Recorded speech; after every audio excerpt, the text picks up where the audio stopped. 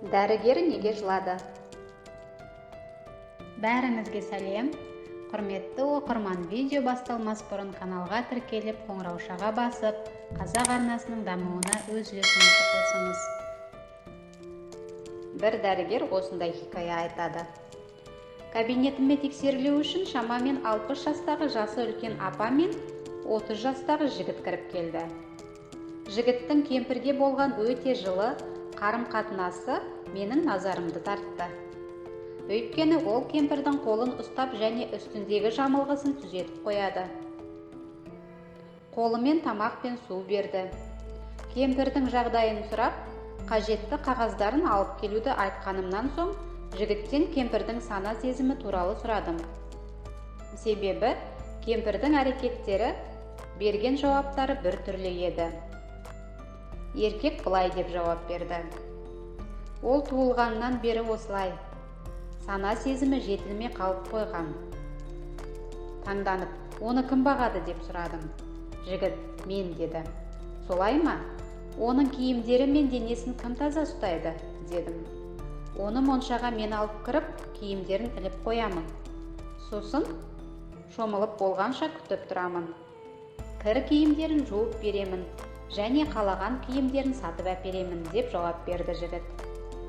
Неге оған қарайтын бір қызметші әйел алмайсыз, дедім. Ол, өйткені байғұс анам балаларға ұқсап арыз айтуды білмейді. Сол үшін қызметшінің анама зәбір көрсетіп, көңілін ауыртуынан қорқамын. Сіз үйленгенсіз бе? Иә, альхамдулиллах. Перзенттерім де бар. Олай болса, анаңызға жұбайыңыз қарайды екен ғой. Ол да қолынан келгенінше қамқорлық танытады. Тамағын пісіріп, ішкізіп жегізеді. Анама жәрдем беру үшін әйеліме қызметші әйел де жалдағанмын. Бірақ мен өзім анаммен тамақтануды жақсы көремін. Себебі, оның қант диабеті бар. Оның сөздерін естіп таң қалып және көзімнің жастарын әрең ұстап тұрдым. Сол кезде кемпірдің қолындағы тырнақтарының алынғанын да байқап қалдым. Және оның тырнақтарын кім алады, дедім. Дәрігер ханым, оның тырнақтарын өзім аламын. Өзі тырнақ алуды білмейді, деп жауап берді ұлы. Кемпір ұлына қарап, маған қашан картоп сатып аласың, деп қалды. Қазір анашым, өзіңізді дүкенге алып барамын, деді ұлы. Ана сол кезде балаша қуанып, қазір барамыз, деп жіберді. Ұлы маған қарап, анамның мұндай қуанышын кенже ұлымның қуанышынан да абзал көремін, деді сүйсініп. Мен қатты әсерленгенімді сездірмеу үшін оның медициналық карточкасын парақтай бастадым. Сосын, оның сізден басқа жақыны бар ма, деп сұрадым. Мен оның жалғыз ұлымын. Өйткені әкем үйленгенінен соң бір аяпта өтіп анаммен ажырасқан екен, деп жауап берді. Олай болса сізді әкеңіз тәрбиелеген болар. Жоқ, маған және анама нағашы әжем қараған. Және мен 10 жасқа толғанымда ол кісі дүние салған. Алла оны рақымына алсын. Сіз ауырған кездеріңізде анаңыз қараған ба? Оның сізге бір рет болса да аналық мейірім беріп, қараған кезі болды ма?